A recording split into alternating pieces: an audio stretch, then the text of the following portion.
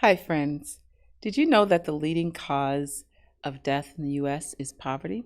Last week, I had the privilege of going with Michael Marshall, Lydia Rodriguez, Ruth Cowing, Dave Creek, and Reverend Dick Myers from Emmanuel Baptist Church, along with other faith leaders from upstate and downstate New York, to participate in the Unite for a Moral Budget Day of Action in Albany.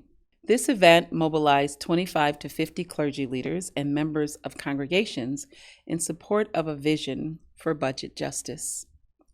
We held a rally, 2 press conferences, took thank you material to supporting legislators, and held a one-on-one lobbying meeting with our representatives. We were there to urge our legislators to support the Invest in Our New York campaign, calling for progressive revenue in this year's state budget that would end poverty and address New York State's affordability crisis.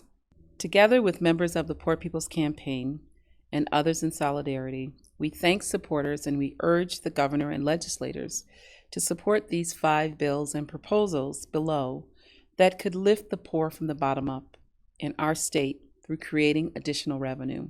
First, to implement a capital gains tax on income over $500,000 a year.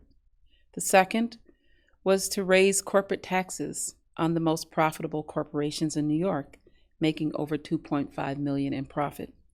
The third was to support the progressive income tax bill that would add 10 new brackets to New York personal income tax structure so that the top 5% of earners pay their fair share. The fourth was to support the billionaire tax on items with accumulated value, similar to our well-established working-class property tax. And the fifth was to support of the air tax to overhaul the current inheritance tax system that would raise $4 billion annually in additional revenue. The contribution into our tax system of billionaires and the ultra-rich consistently fall way below the profits that they're making on the backs of the poor and working class. We are in a great position to put our faith to work by recognizing that our budgets are moral documents. A passage in Luke's Gospel tells us, "From everyone who has been given much, much will be required. And from the one who has been entrusted with much, even more will be expected." So we were there to remind our political leaders that our religion is kindness, and one of the kindest things that we can do is to pay what is owed, so that others can live. If you would like to know more about these bills and how to urge support for a moral budget, check out the website investinournewyork.org.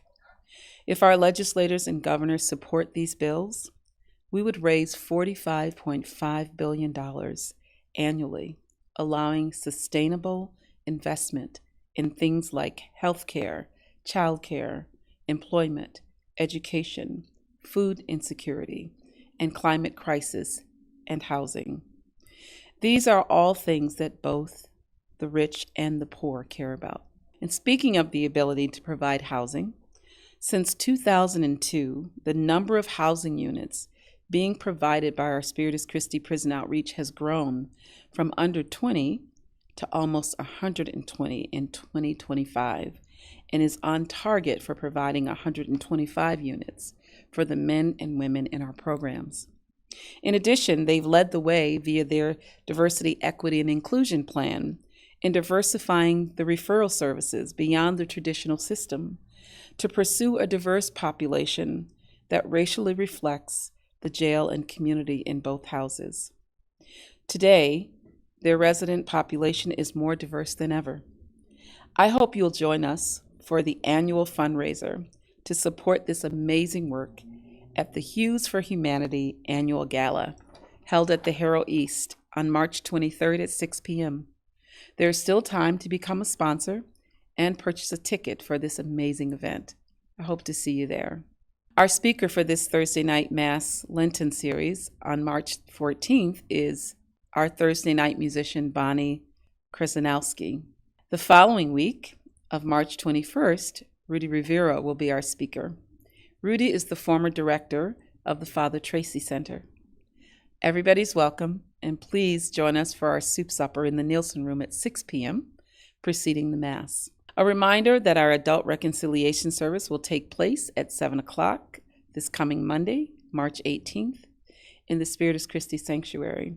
This is a great opportunity to rest your worries and past mistakes by receiving the love and forgiveness of God to lift your burdens.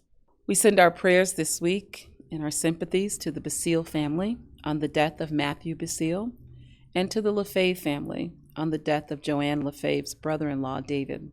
Spring is just around the corner as we await the solar eclipse and head towards our Easter season. Take care, and I will see you next week with our weekly Pastor's Update.